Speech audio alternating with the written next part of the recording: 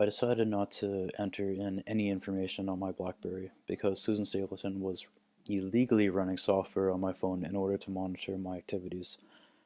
I decided to ask a good friend deliberately over my phone for a gun. I knew that I was being monitored and I wanted to show that I wasn't afraid to shoot back. I had a conversation with Nav over the phone and we agreed to meet up at the spot and not talk about the details over electronic communications. We had prearranged spots around YVR in order to meet up. After my conversation with Nav, I immediately got a call from a disguised number pretending to be that of my good friend Nav.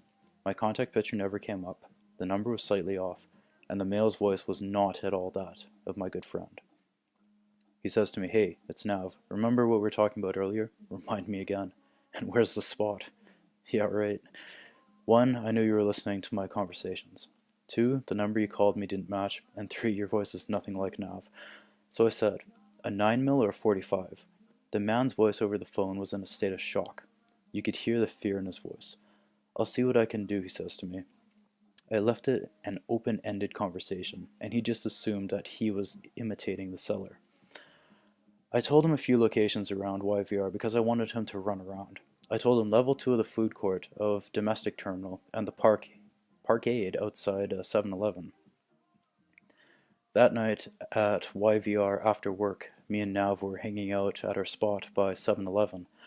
I saw this man frantically running around outside, up and down the road. I recognized him from the probation office. I believe his name is Roy of the RCMP. He spotted me and Nav, and he began to calm down. We were hanging out on the steps just outside 7-Eleven and the parkade. The man decided to make his way towards us. We were one flight of stairs above him, and he was just below us, attempting to be casually smoking. Below. I and Nav were talking about guns and the acquisition of them.